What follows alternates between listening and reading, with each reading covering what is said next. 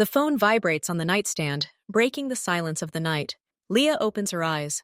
The clock glows red. 2:17. Who calls at this hour? Usually, late-night calls are announced in advance. She picks up the phone. There's an unfamiliar number on the screen. Not from the hospital, not from the agency, just a number. Hello? Her voice is hoarse from sleep. Is this Nurse Leah James? A male voice says. It's flat, emotionless. Yes, I am. Who is this? Urgent call required. Therapeutic massage. The address has been sent to your phone. Wait! Leah sits up in bed. Which agency? Who's the client? I need the information for my medical record. No details provided. Private client. Cash payment. 3 times your standard rate. The car is already on its way to your home. It'll be there in 5 minutes. I can't just... She begins. You only need your professional equipment and certification. Everything else will be provided on site. The car is waiting. Click. The connection was lost. Leah sits in the dark, clutching her phone. It's against all the rules. Dangerous, stupid, but 3 plans. Money that will solve her sister's tuition debts. And there was no threat in the man's voice. It was a statement of fact, like an order. She turns on the light. She acts automatically. She puts on dark, comfortable pants and a loose, easy-to-wash tunic. She packs her black suitcase, oils, towels, a change of clothes. Her thoughts race. Who pays that kind of money for a late-night massage? Who needs it so urgently? A businessman after a stroke? An athlete with an injury? As promised, a black SUV pulls up on the street 5 minutes later. Not a taxi. The driver gets out, nods to her, and opens the back door. Silently. Do you know the address? Leah asks. Yes, the driver answers curtly. Not another word. She gets in. The car smells of leather and some slightly sweet, expensive air freshener. She looks out the window at the sleeping city. Her heart beats a little faster than usual. This is a mistake, but she's already on her way. The car drives away from the center, climbing into a hilly area where mansions are hidden behind high fences. Finally, they stop in front of massive wrought iron gates. Cameras on the posts swivel, following the car. The gates slide silently open. The car drives down a long driveway, lit by occasional streetlights. At the end stands not a house, but something like a modern concrete and glass fortress. Minimalism, angles, dark windows. A man is already waiting at the front door. He is tall, broad-shouldered, wearing a dark suit. His face is expressionless. The driver opens the door for her. Leah gets out with a briefcase. Nurse James?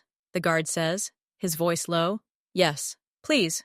Check. He doesn't wait for consent. He approaches, his movements precise and practiced. Raise your hands, please. He runs his hands down her sides, her legs. Not like a policeman searching for a weapon. He ignores her personal belongings. His fingers probe the seams of her clothes, checking for hidden pockets. Then he picks up her briefcase. Open up! She clicks the locks. He quickly but carefully sorts through the contents. Bottles of oils, towels, a change of t-shirt. He's interested in only one thing. He finds her personal phone in her side pocket. This will stay here, he says, placing the phone on a small console by the door. It will be returned to you when you leave. Do you have any other electronic devices? A watch? A player? No, says Leah, her mouth dry. He nods, satisfied. He wasn't looking for danger to himself. He was looking for bugs, cameras, recording devices. Come in. You will be shown in. The door opens by itself. Inside is a spacious hall with high ceilings. The floor is polished concrete. A single large painting hangs on the wall. A simple black square on white. The air is cool and circulates silently. Another man, younger, wearing black trousers and a shirt, emerges from the depths. He silently gestures for her to follow him. They walk down a long corridor. The walls are bare. No photographs, no knickknacks, only lamps recessed into the ceiling. Leah feels her every step echo in this emptiness. This place isn't lived in. It's functional and dangerous. The conductor stops in front of a dark wooden door. He knocks twice, quietly. Come in, a voice says from inside. Calm, young. The conductor opens the door, lets Leah go first, and closes it behind her, remaining outside. The room is spacious, but not cozy. A large floor-to-ceiling window reveals the city lights far below. The curtains are undrawn. There's little furniture, a massive desk, a couple of chairs, and in the center, a wide massage table covered with a fresh towel. A man stands next to the couch. He's wrapped in a dark burgundy silk robe. He's young. She thinks he's her age, about 25. His hair is light, almost pale, and neatly styled. His features are sharp and handsome, but there's no softness to them. And his skin, the robe is open at the chest, and she sees the beginning. From his collarbones down, across his chest, neck, even his hands, his entire visible skin is covered in tattoos. These aren't random images. It's a seamless, complex pattern, like lace, but a lace of dark, almost black lines, geometric shapes, intertwining symbols she can't read. The skin is simply a canvas, and this canvas is almost completely filled. He looks at her. His eyes are dark, attentive. He studies her the same way his guard studied her briefcase. "Leah James?" he asks. His English is almost unaccented, just a hint of something else in his intonation. "Yes, you've been booked in for a procedure," she says, trying to sound professional and firm. "Yes," he answers simply. "We can begin." He unties the belt of his robe and throws it over the back of a chair. He's wearing dark boxer shorts. His back, as he turns toward the couch, is an extension of the canvas. The patterns cover every muscle, every centimeter. The tattoos on his back seem even more intricate, thickening along his spine like an ancient encrypted text. He lies down on his stomach on the couch, resting his head on a special hole. His arms lie along his body. He freezes. He waits. Leah places the case on the floor and opens it. Her hands move on their own, years of training overcoming her nerves. She spreads a fresh towel nearby and prepares some oil, neutral, with a light lavender scent, for relaxation. She warms it slightly in her palms, his back in front of her, canvas, history, riddle. She begins. The first touch, her palms on his upper back, between his shoulder blades. The skin beneath her hands is cool, smooth, despite the patterns. The muscles beneath are like steel cables, stretched to the breaking point. He doesn't make a sound. He doesn't flinch. He's like a statue. Leah immerses herself in her work. Her fingers search for familiar points of tension. The trapezius, the rhomboids. Everything she touches feels like stone. This isn't just stress. It's chronic, deep-seated tension, ingrained in the body, as if it never relaxes. Not for a second. She increases the pressure. She uses her body weight, her strength. She weighs 100 kilograms, and all her strength is now in her hands, in her forearms. She knows how to press without causing damage, but to reach the deepest pinching. He remains silent, but his breathing, which had been almost inaudible at first, deepens a little. She feels one small muscle under her fingers finally, with resistance, give way. She works in silence. The only sounds in the room are the soft sounds of her movements, the hum of the air conditioner, and their breathing. His gaze, which she doesn't see but feels as if it's still studying her, cold, appraising, a predator's gaze that allowed the hairdresser to come close. For now, her fingers become her eyes. They read the story hidden within her skin. There's more than just tension here, under her left shoulder blade. There's a scar there, long, thin, neatly stitched, but the stitching is old. It's hidden beneath the tattoo ink, but her fingertips find it. A puncture wound?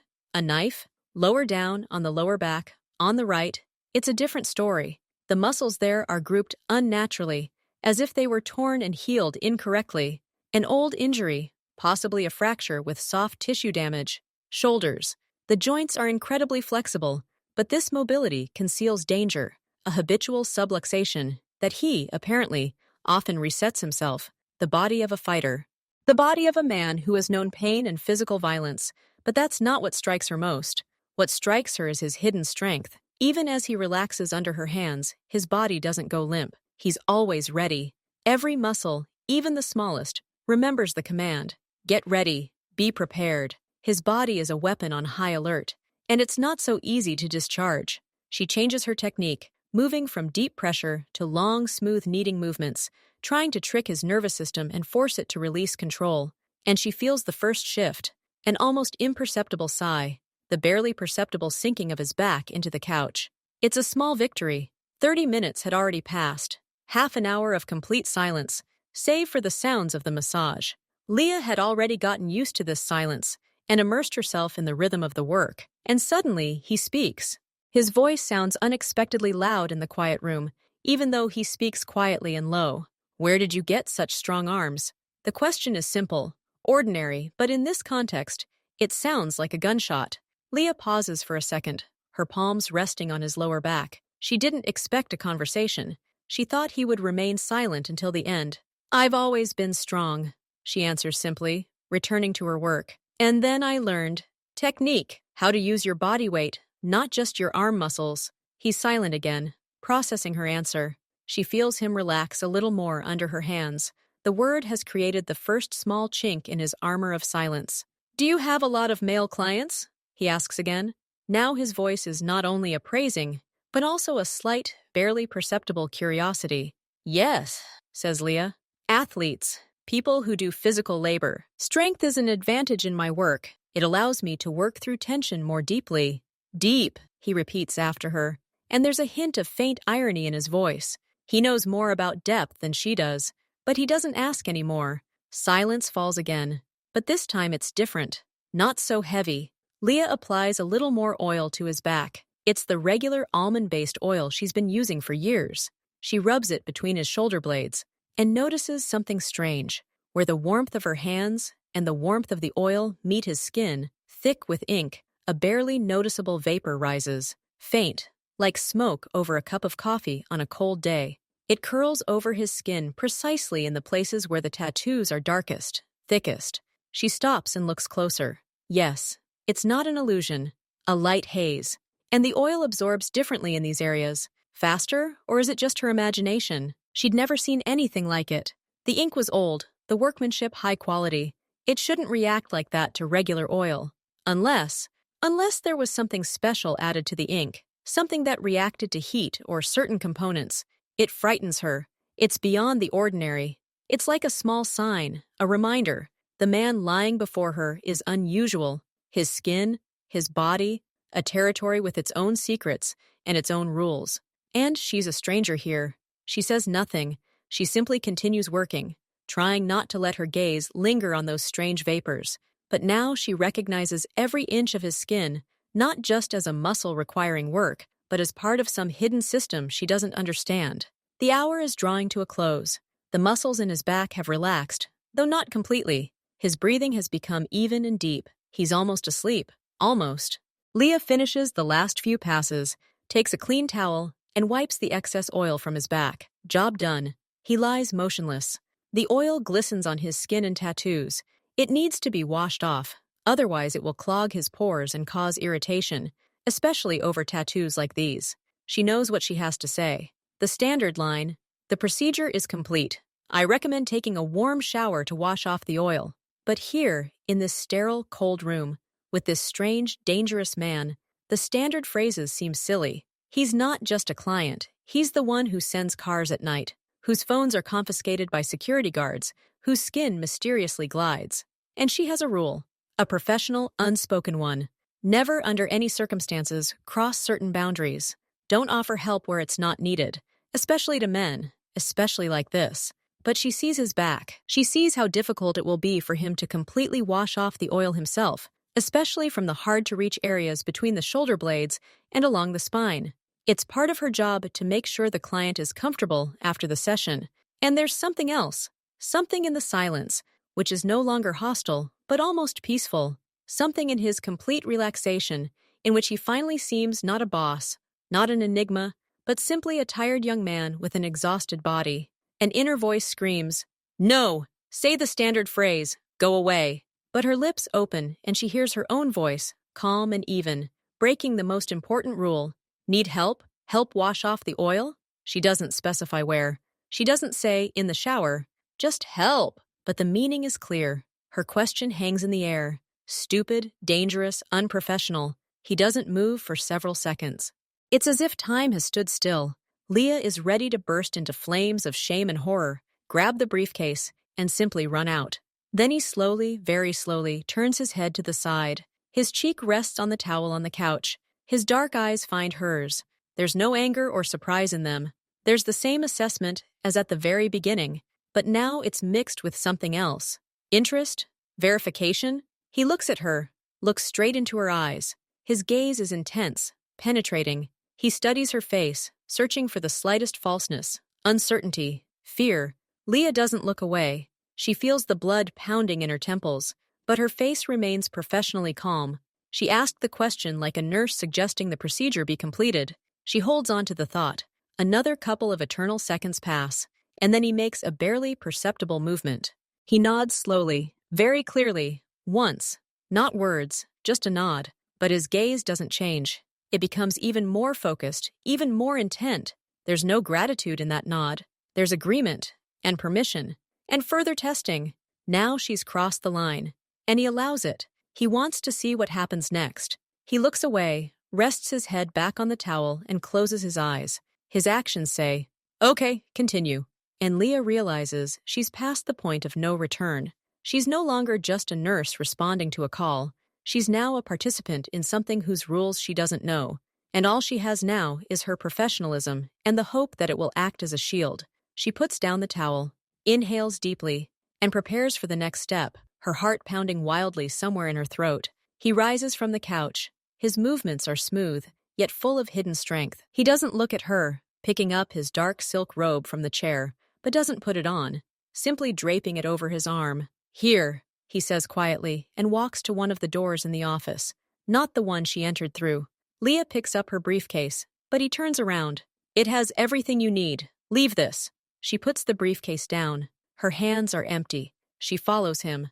The door doesn't lead to a hallway, but to an adjacent room. It's a shower, but that's not the right word. It's a space the size of her living room. The walls and floor are polished dark gray stone, almost black. In the center is a large, square, edgeless shower platform with a concealed drain. Above it hangs a huge rectangular shower head, like a flat metal shower. On the sides are built-in shelves with gels, shampoos, and stacks of snow-white towels. The air is humid and warm. He turns on the water with a single wave of his hand over the sensor. A wide, dense stream descends from the ceiling. It's warm, creating a light mist. He removes his boxers in one motion and steps under the water, turning his back to it. His body is completely exposed. The tattoos are now wet, the black lines glistening, seeming alive, fluid under the streams.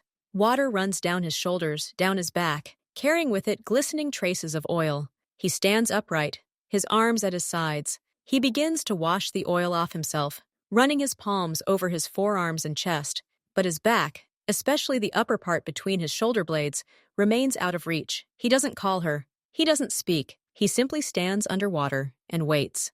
Anticipation hangs in the air, thick as steam.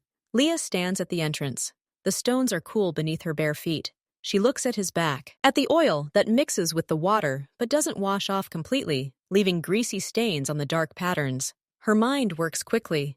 She's a professional. This is just another procedure, a hygiene step, nothing more. She has to do this and do it well. And leave. She takes off her shoes. Then, turning to the wall, she quickly removes her tunic and trousers. She leaves only her underwear, simple, practical clothes, on the stone bench nearby. She feels the cold of the stone and the warmth of the steam at the same time. She approaches the shower area. The stream of water roars, filling the room with white noise. She steps under the water. Warmth envelops her, instantly wetting her ponytail and her skin. She stands half a meter away from him. He turns his head slightly when he hears her steps, but doesn't look. "I'm ready to help," Leah says, but the water drowns out her words. He understands without words. He simply turns his back to her, exposing her to the current. Leah takes a deep breath. She takes a neutral shower gel from the shelf and lathers it in her palms. Her hands are on his back again. But now everything is different. The skin beneath her fingers is slick with water and gel, hot. The tattoos beneath the lather look like mysterious writings emerging through a cloud. She rubs, washing away the remaining oil. Her movements are strong, confident, practical. And now he utters his first word here, in the sound of the water. His voice is muffled, but she hears it. To the left, under the left shoulder blade. It doesn't wash off there. He's talking about one specific spot, where she felt that old scar under the ink. The muscles there are especially tense, forming a deep depression that's difficult to reach on your own. "Yes," she answers.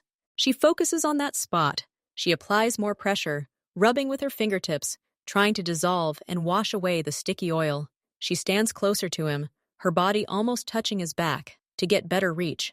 Lather and water drip from her hands onto his skin, onto the floor. She is completely absorbed in the task. Clean, rinse, finish the job. She rinses the foam from his back, running her hands from top to bottom. Water pours over them both, Now there are no barriers between them. No clothes, no towels, no professional distance, only wet skin, steam, and the loud sound of the water, which drowns out everything, even their breathing. Leah realizes it suddenly. She's aware of the closeness of his body, the warmth emanating from him. She realizes she's standing here, almost naked, washing oil off the back of a man she doesn't know, who's dangerous, who ordered it and allowed it. And he realizes it too. She senses it in the slightest shift in his posture. He's no longer just a client enduring a procedure. He's frozen. His back under her hands becomes not just relaxed, but attentive. Every muscle, every pore seems to be listening, sensing her presence. The atmosphere in the stone box changes. It's no longer neutral. It's thick, heavy, charged with a silent understanding of what's happening. He understands that she's here. She understands that he allows her to be here. No one says a word. The sound of the water becomes their world, their shield from everything outside. She finishes. His back is clean. The oil is washed away. She removes her hands. They hang by her sides. She must say she's finished. She must get out from under the water, dry herself, get dressed, and leave. But she doesn't move. And he doesn't move. He still stands with his back to her under the stream. He just waits.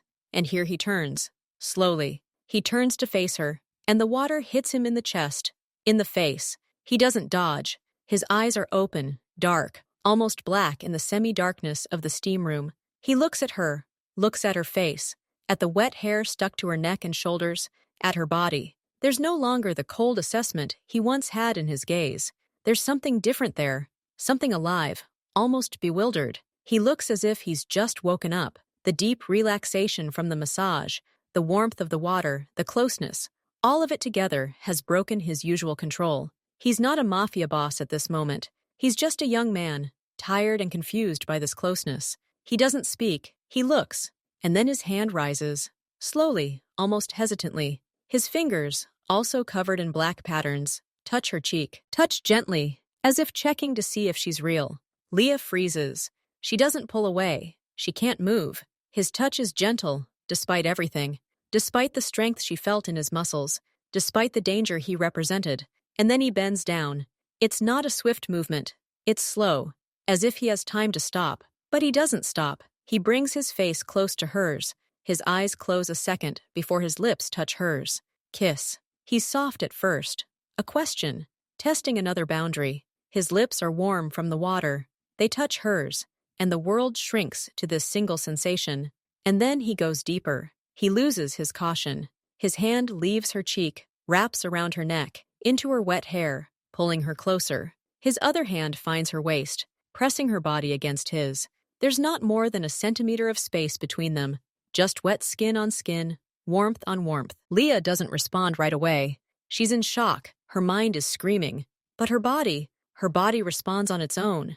A year without touch, years of professional distance, and then this, warmth, strength, unexpected tenderness in his gesture. Her hands, which had just been working on his back, now rise and rest on his chest. She feels the ridges of his tattoos beneath her fingers, the beating of his heart, quick, like that of a startled bird.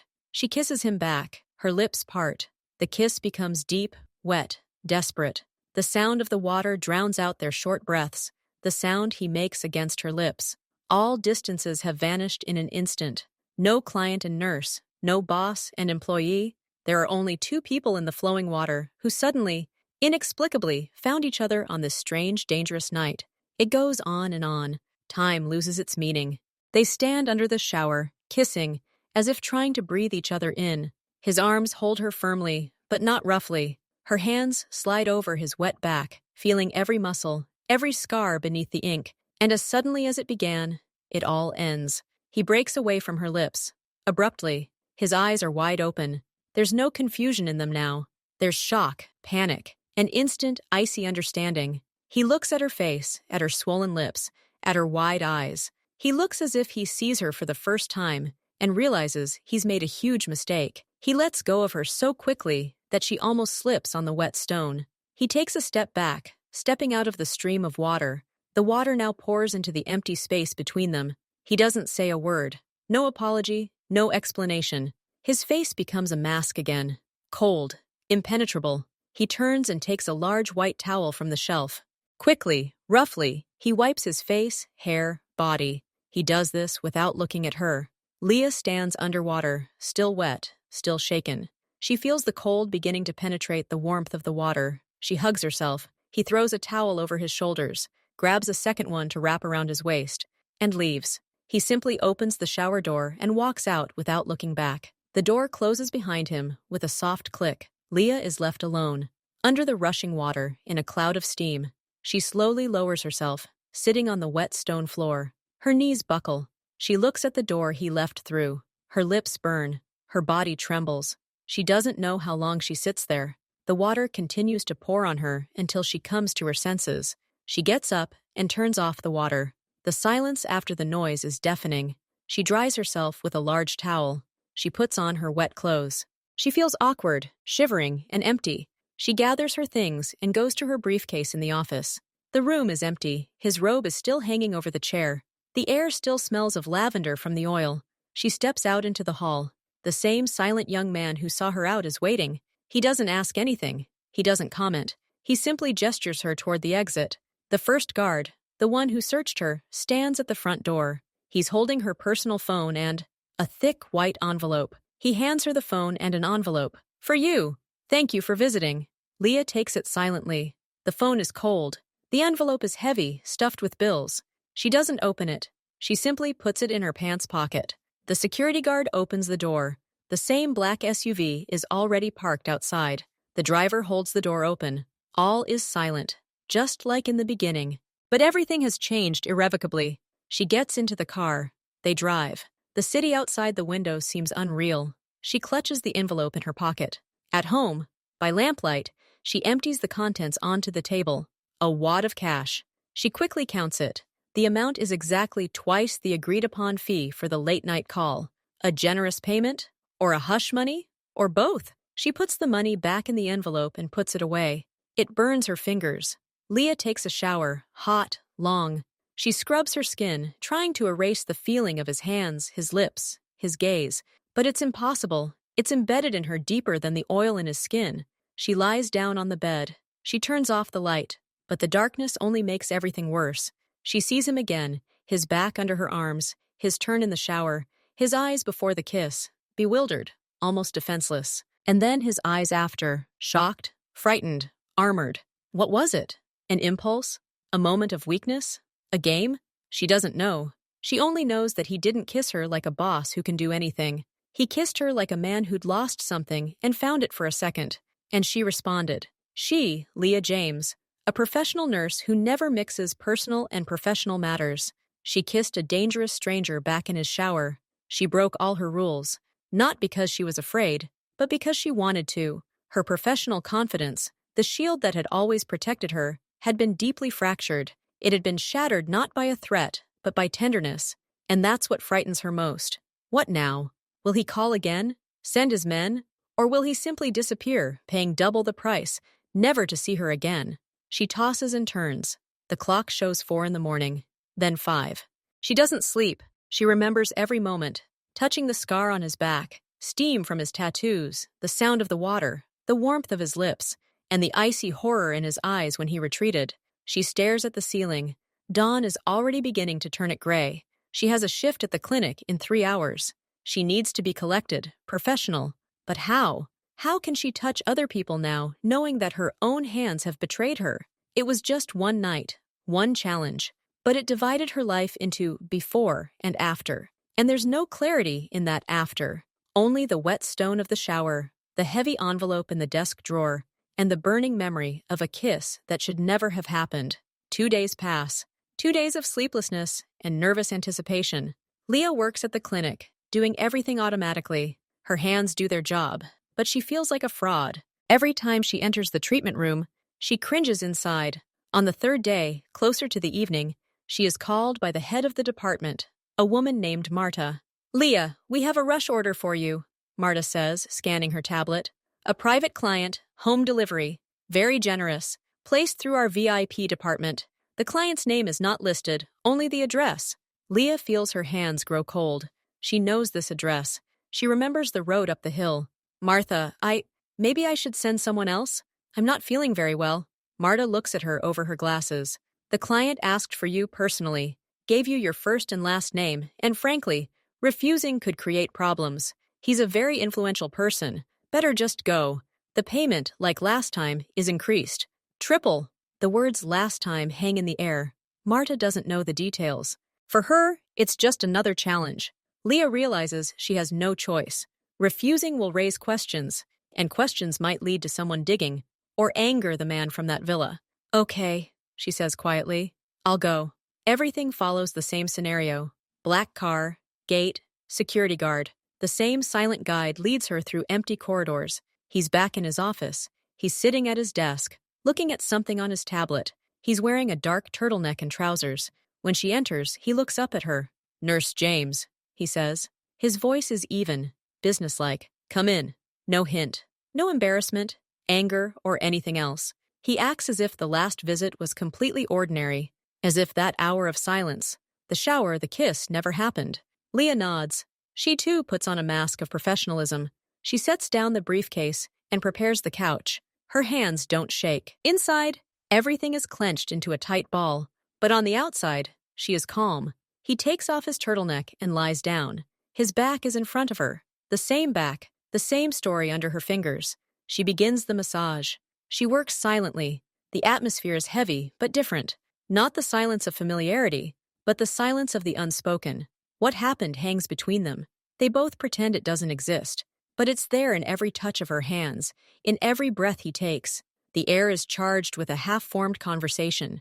20 minutes pass. He lies relaxed, his breathing even. Leah works on the tension in his neck. Suddenly he speaks, very quietly, so she can barely hear. You shouldn't accept any more calls from my people. She freezes, her fingers stopping on his shoulder. What? She whispers. My people, he repeats just as quietly, without turning his head. Those who call on my behalf through anonymous numbers, through your agency. Don't take any more calls like that. Leah doesn't understand. Why?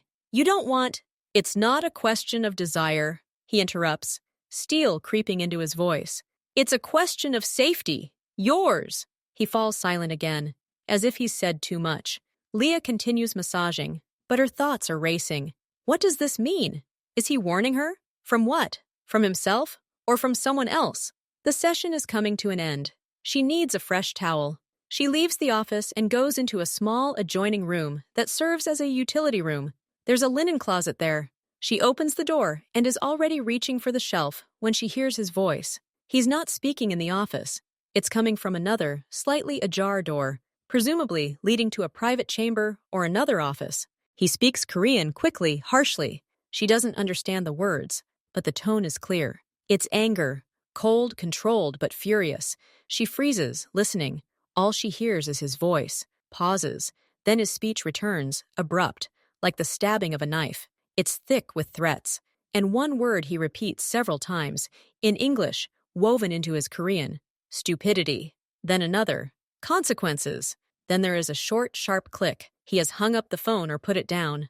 Leah quickly grabs a towel and returns to the office. He's already standing by the window, his back to the room, looking out over the city. His shoulders are tense. He heard her return, but doesn't turn around. She silently finishes the procedure, wiping away the remaining oil. He doesn't lie back down. Everything happens just like last time. The conductor leads her to the exit. The guard returns her personal phone and hands her another white envelope. She silently pockets them. The car waits. She gets in. Her head is buzzing from what she heard, from his warning. They drive up to her house. She gets out, and the car drives away. She walks up to her old car, parked at the curb. She opens the door and freezes. There's more than just anything on the passenger seat. There's a beautiful wooden box with hieroglyphs on it. She opens the door and takes the box. It's heavy. She opens the lid. Inside, in individual silk bags, lie various teas. The aroma is subtle, complex. She recognizes one of them, the same one she mentioned last time, almost without thinking. She said something like, "Lavender is very relaxing, but I prefer a certain Chinese tea with a smoky aroma." He remembered. He didn't just remember. He found this tea and put it in her car. His people were here, at her house, while she was at the villa. It's not a threat. It's a sign of attention. Very personal, very precise. And that makes it even more frightening. He's watching. He's listening. He's remembering the little things. And he's acting. It's the next evening. Leah is cooking dinner in her small kitchen. Through the window, she sees a black SUV pull up to her house. The same one. Her breath catches. She steps away from the window. There's a knock on the door. Firm, but not aggressive. She approaches and looks through the peephole. Two men in dark suits are standing on the landing. They're not the same ones she's seen before, but they're from the same herd. They have the same haircuts, the same stony faces. She opens the door without unfastening the chain. "Yes? Miss James?"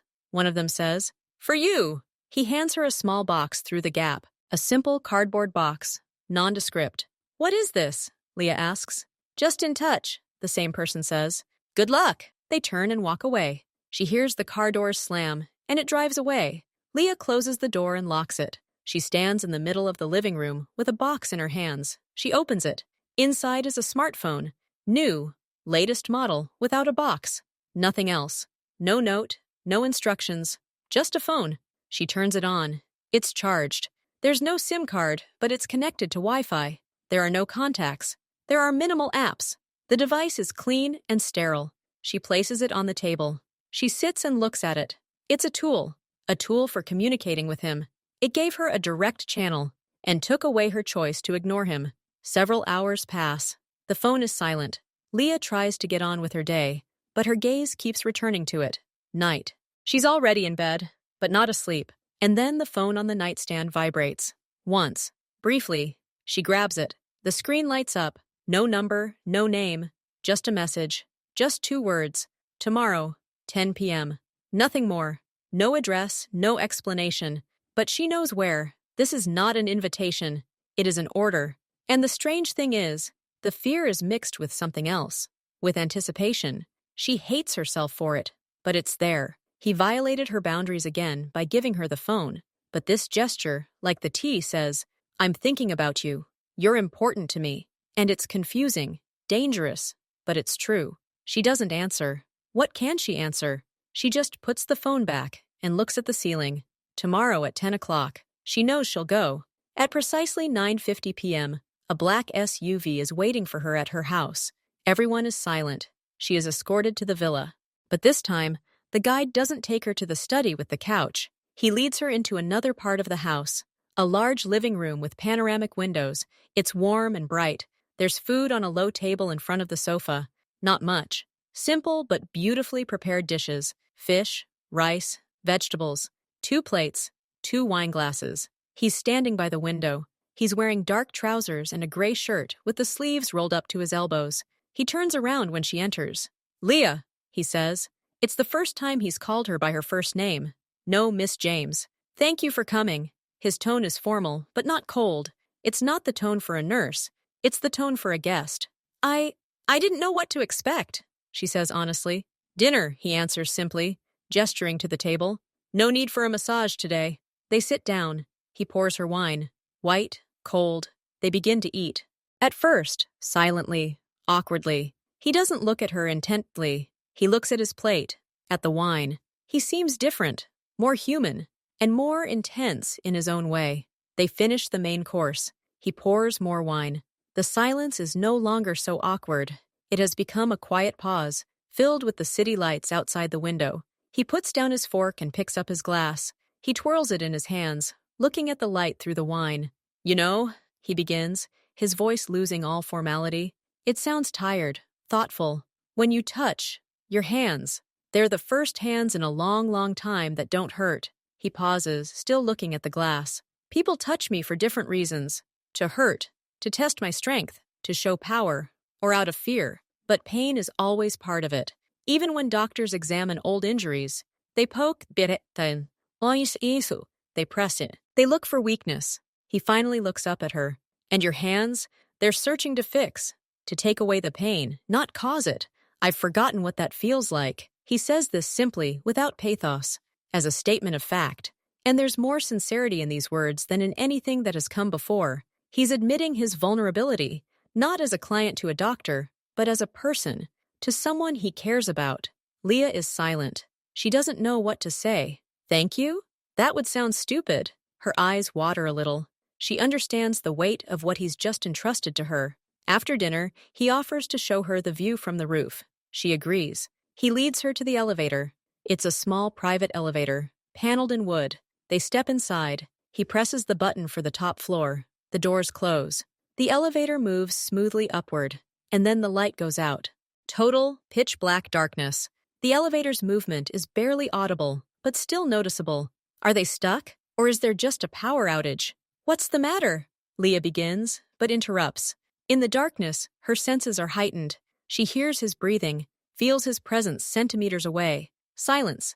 Then he moves. He doesn't speak. His hand finds hers in the darkness. He doesn't grab. He doesn't pull. He simply covers her with his fingers. His palm is warm, hard. His tattooed fingers gently close around hers. It's not a kiss. It's not passion. It's something simpler and more complex at the same time. It's connection in the dark, where faces, statuses, and pasts are invisible. Only the warmth of skin on skin. A confession. I'm here, you're here, and that's important. They stand like that until the elevator jerks and the lights flicker back on. He doesn't let go of her hand right away. He looks at their intertwined fingers, then slowly lets go as the elevator stops and the doors open. He leaves first, not looking at her, but his ear and neck are red, and her hand still feels the warmth of his palm. He shows her the terrace, the view, but they both no longer see the city. They see only what happened in the darkness of the small cabin. Another boundary has fallen, silently, not in a fit of passion, but in quiet agreement. Leah opens her eyes. She sees not her ceiling with a crack near the chandelier, but a high white ceiling with invisible light sources. She lies on a huge bed, drowning in snow-white linens. The room is spacious, almost empty, in keeping with the style of the entire villa. Concrete, glass, wood. She is alone. She sits up. She's wearing a cotton nightgown, not hers. She doesn't remember putting it on. Her last vivid memory is of them on the terrace, looking at the lights, barely speaking. Then he offered her more wine in the library. Then she felt a fatigue mixed with wine and emotion. He said something about needing to rest, that the car would be there in the morning. She remembers nodding, her eyes already drooping. And here she is, woke up alone. She looks around. Her clothes are gone from the chair. A glass of water sits on the nightstand next to her, and on the next pillow, where he might have slept, lies something silky, dark blue. She reaches out and takes it.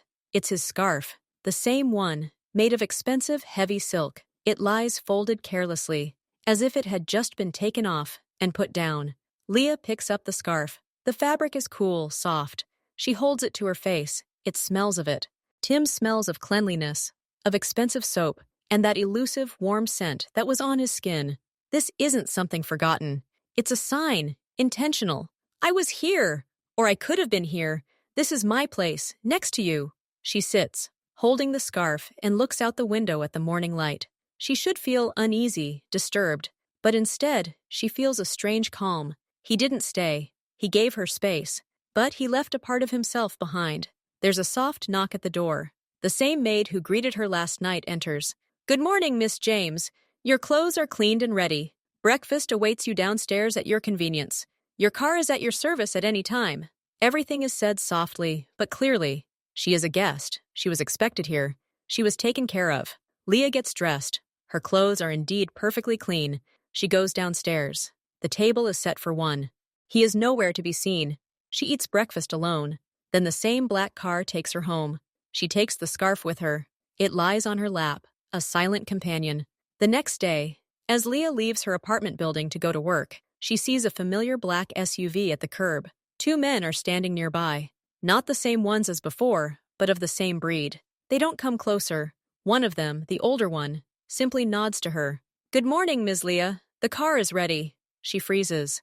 I'll walk. It's not far to work. The orders are to ensure your comfort and safety, the man says in an even tone. We'll take you there, and we'll meet you after your shift. This isn't an offer, it's a message. His order. His people are now part of her routine. Mistress Leah, she repeats to herself. It's not Miss James. It's something more personal, almost possessive. She gets into the car. They take her to the back entrance of the clinic, not the main one. The driver opens the door for her. We'll be here at 6 p.m. All day long, people at the clinic glance at her sideways. Her colleagues watch her being brought in, and picked up in a black car with silent men in suits. Whispers, questions in their eyes. She doesn't explain anything. What can she say? After her shift, the car really is waiting. They take her home.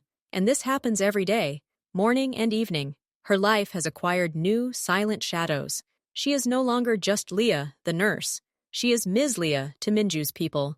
And this title changes everything. The bosses treat her more cautiously. Coworkers keep their distance. He never called that phone. But his presence in her life became constant and tangible through these people. One evening, after work, Leah walks into her apartment and sees an envelope on the table. Not white, but a regular brown one. It has her name on it, handwritten. She opens it. Inside are official documents from the bank and a letter. A letter from her younger sister, Jenna's financial advisor. Jenna is studying to be an architect. She's talented, but also has massive student debt.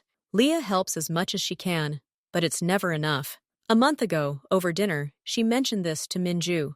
In passing, in response to his question about her family, she said, "I have a sister, a smart one, but these debts, they'll crush her." She didn't ask for help. She simply shared her concern.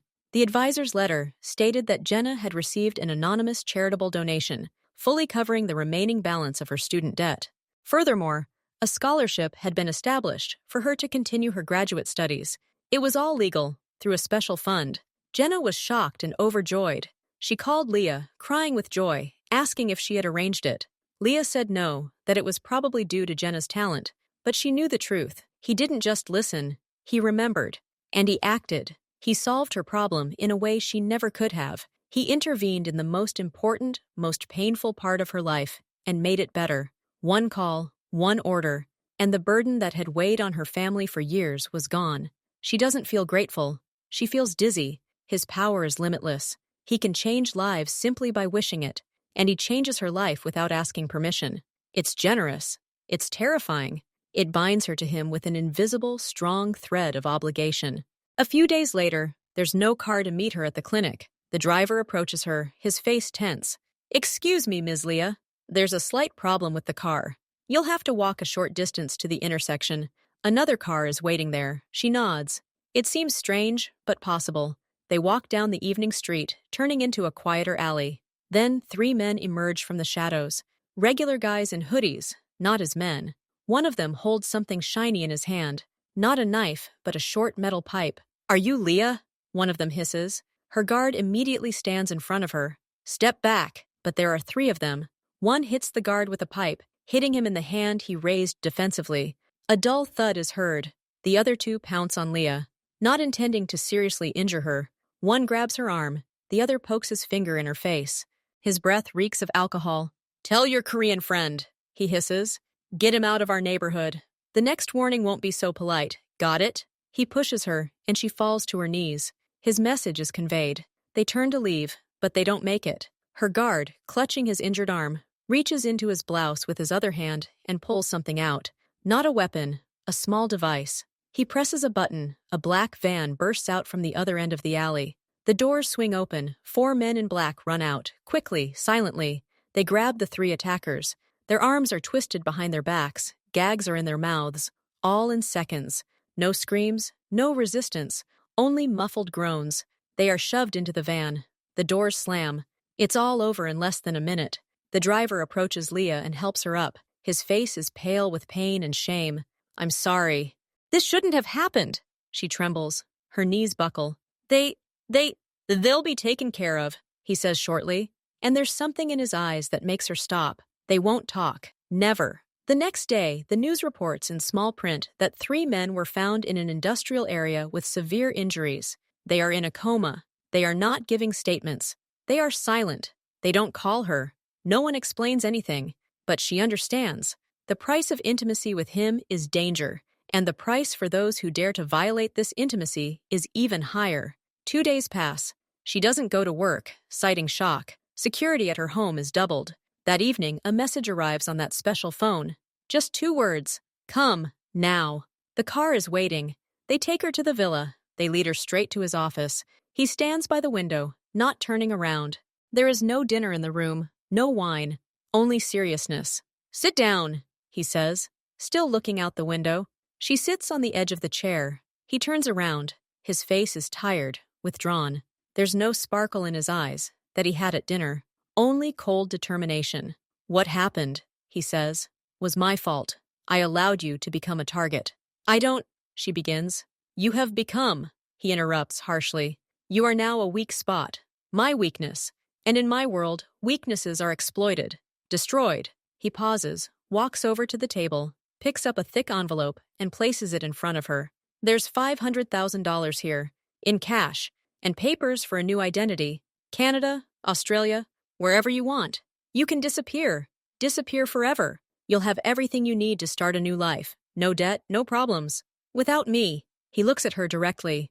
That's the first option. He places another object next to the envelope, a simple iron key, an old-fashioned one, for a lock. This is the key to this villa, to all doors. The second option is to take it and enter this life completely, knowing that danger will always be there, knowing that there will be no turning back. You will no longer be just Leah. You will be part of this. He leans back in his chair. There are no 3 minutes. There are no half measures. Either you leave now and forever, or you stay. Choose. An ultimatum, pure, unvarnished. A safe, rich, lonely life away from everything. Or a life with him, in his world, full of dangers. But, with him. He doesn't look at her while she thinks. He looks at his hands. He gave her a choice. For the first time, truly, Leah sits motionless. She looks at the envelope, at the key. 500,000, and a new life. A dream for many. An escape from all this madness, from the danger, from him. She remembers his back under her arms, his tired eyes at dinner, his hand finding hers in the dark elevator, the scarf on the pillow, the relief in her sister's voice, the silent guards at her door, and those 3 silent ones on the news. This isn't love. It's too early, too complicated for that word. It's something else. A powerful, dangerous connection. A recognition of something real in each other, beneath all the masks. She thinks of life without him, of security that will feel like a prison, of silence that will echo with the sound of water in that shower. She looks up. He's looking at her now. There's no hope in his gaze, only anticipation, and a readiness to accept any answer. Leah rises slowly. She extends her hand. Her fingers touch cold metal. She takes the key. Heavy, real. She puts the envelope with money back on the table, pushing it towards him. She says nothing. Her actions speak for her. He freezes. He looks at the key in her hand, then at her face. Something in his eyes breaks and reforms. Something hard and yet vulnerable. He nods. Just once. Deeply. Okay, he says quietly. She turns and leaves. She doesn't have her massage case with her. She has the key in her pocket. And waiting at home isn't the case, but a small travel bag she packed before deciding. Just in case. Evening. She returns to the villa. Not on call. On her own. The guard at the gate sees her, nods, and wordlessly opens the gate. She walks inside unaccompanied. He's waiting for her on the large rooftop terrace. There's a teapot and 2 cups on the table. Not wine. Tea. The very same one he gave her. He stands by the railing. She approaches, placing her small bag at his feet. She is no longer a nurse with a briefcase. She has come with personal belongings. He turns around. He's wearing simple dark pants and a black t-shirt. No gown, no mask. The tea will brew in a minute, he says. She walks to the railing and stands next to him. Not close, but not far either. They look out at the sea of city lights below. The silence between them is different now. Not awkward, not charged with the unspoken. It's the silence of a pact, a decision made.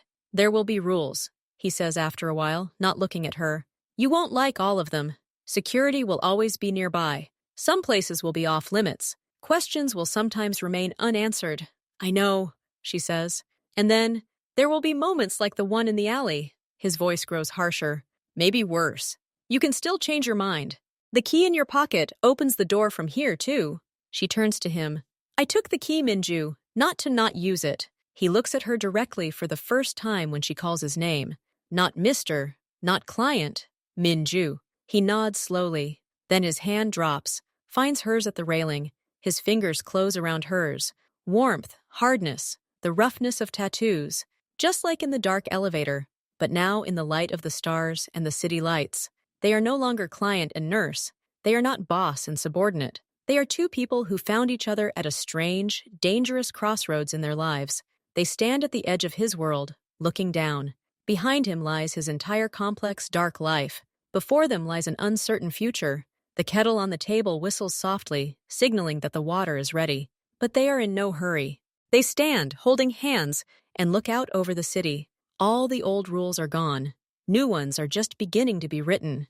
And the first of them, they write them together. Leah feels his hand in hers. She doesn't think about the danger, or the rules, or the future. She thinks about the warmth of his palm, about how simple it is, and how complex everything that lies behind it is. He lets go of her hand first, and walks to the table. He pours tea into porcelain cups. The aroma rises into the cool evening air, smoky, woody, with a hint of sweetness. "Sit down," he says. And it's not an order, it's an invitation. She sits down in one of the deep armchairs. He sits opposite her, placing a cup in front of her. They drink in silence. The tea is hot, warming them from the inside. She looks at him over the rim of the cup. He doesn't avert his eyes. He looks straight at her. But now there's no longer the usual assessment or calculation in his gaze. There's weariness, and something else, a cautious observation, as if he's waiting for her to get scared, jump up, and run away. "I won't run away," Leah says quietly, as if reading his thoughts. He flinches slightly. Then the corners of his lips twitch slightly. Not a smile, but the shadow of one. "It's not too late." "It's too late," she objects simply. "Do you know when it's too late?" He raises an eyebrow at her, silently, questioning. "In the shower," Leah says, her voice even. "When you asked me to help you wash the oil away from where you couldn't reach. You were vulnerable, and you let me see it. After that, there was no turning back." He looks away, looking at his tea. "It was weakness," he says dully. "No," she says firmly. "It was a choice. You chose to trust me in that moment. I choose to trust you now." He's silent for a long moment. Then he looks up at her.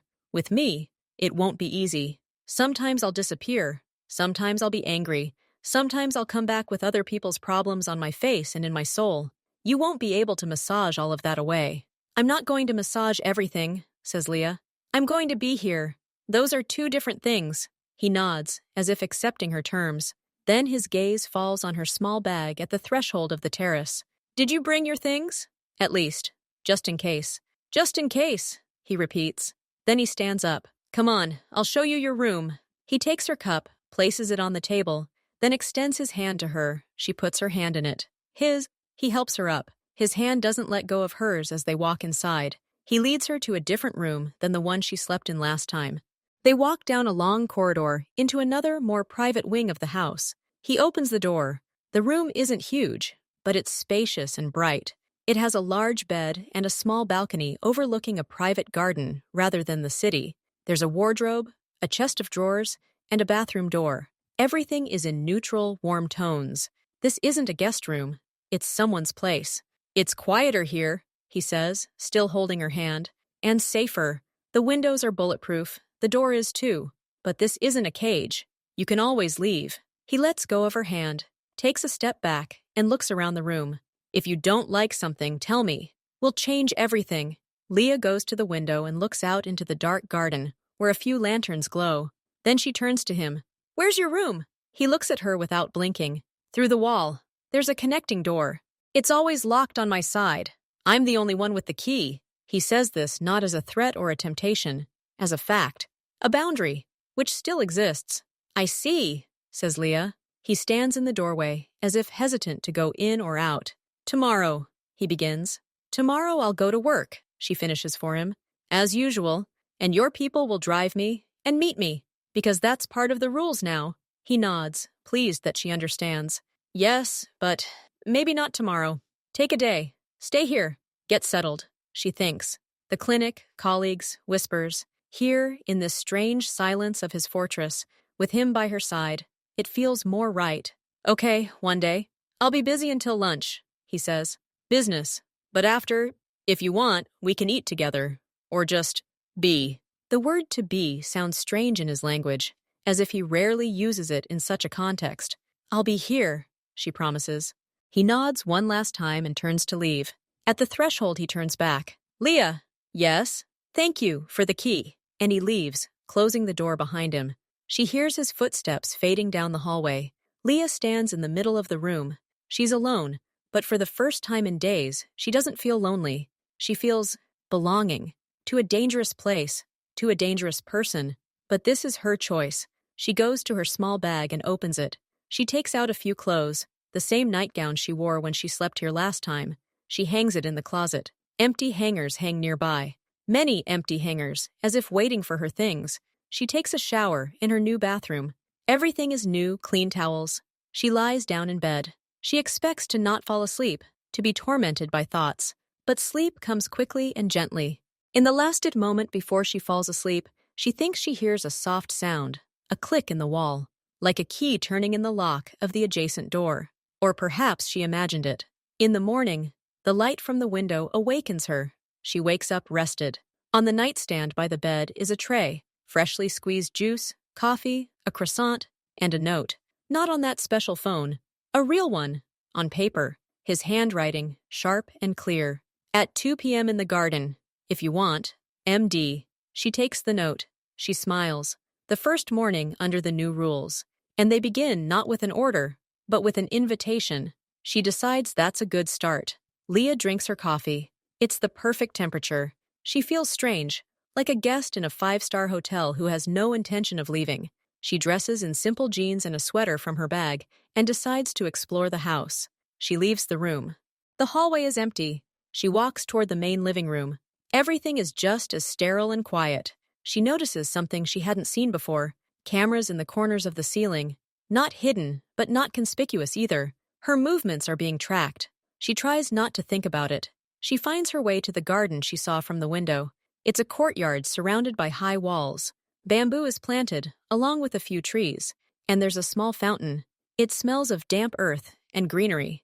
It's easier to breathe here than in the concrete halls. She sits down on a stone bench by the fountain. She hears muffled voices and footsteps somewhere in the house. His empire runs without him. She closes her eyes, turns her face to the weak morning sun. She thinks of her sister, Jenna, of the delight in her voice.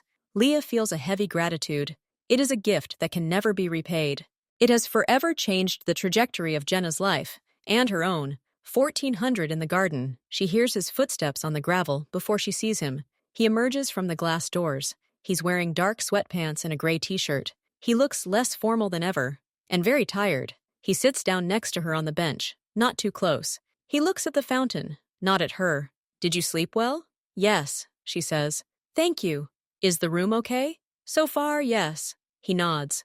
There's another pause between them, but not an awkward one. The silence of the garden fills her.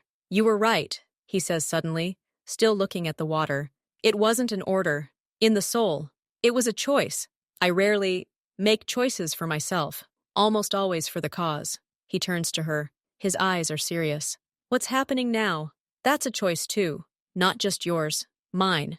And I don't know how to do it right. His honesty is disarming. He doesn't play the confident boss. He admits ignorance. I don't know either, Leah admits. But I think the main thing is not to pretend. To tell the truth as best you can. He looks at her for a long moment, as if studying a new, complex map. The truth is, he says slowly, I can't completely shut you out of my world, even here, but I can make you a part of it, so you're protected. That will mean more rules and some integration. Integration? She asks again. My people should know you not as a guest, but as a permanent part of their entourage. This will give you a certain status and protection. This means that some of them will report to you on everyday matters. You will make some decisions here in the house. This will eliminate questions and speculation. Leah understands. He's not just giving her a key. He's giving her a small but real power in his fortress, legitimizing her in the eyes of his people. It's clever, and it shows how serious he is. What about my work at the clinic? He frowns. It's complicated. Your travel back and forth is your weak point. I'd like you to cut back on your hours or switch to consulting only here for select clients. Selected clients. She understands who he means. His people, his partners. She will become his personal, trusted specialist. It makes sense, and this is another step into his world. I'll think about it, she says honestly. I need time to let go of my old life. You have time, he says, but not forever. The world outside does not stand still. He stands up and holds out his hand to her. Now let's go. I want to show you something. She takes his hand. He leads her back into the house, but not into the living rooms. They go down one floor, to the service area.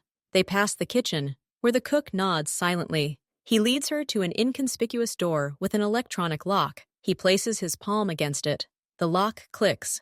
The interior isn't a room. It's a small, spotlessly clean office. 3 monitors are on the desk, but they're currently turned off. A city map with color-coded markers hangs on the wall. On the shelves are books on anatomy, physical therapy, and a few medical reference books. And massage equipment, professional grade, better than what was in her suitcase. This will be your office, he says. If you want to work here, all the equipment is sterile, the best you can find. Put in any oils, creams, whatever you need. No one will enter here without your permission, not even me. Leah glances around the room. This is her territory, the very heart of his domain. It's a gesture of immense trust and respect for her profession. This is perfect, she says, touched. Okay, he says, and there's relief in his voice, which she likes. Now, I have to go. Things to do. I'll see you at dinner. He leaves, leaving her alone in her new office. She approaches the desk, runs her hand over the smooth surface. She looks at the map on the wall with its indecipherable markings. It's a reminder. His world is here, behind this door.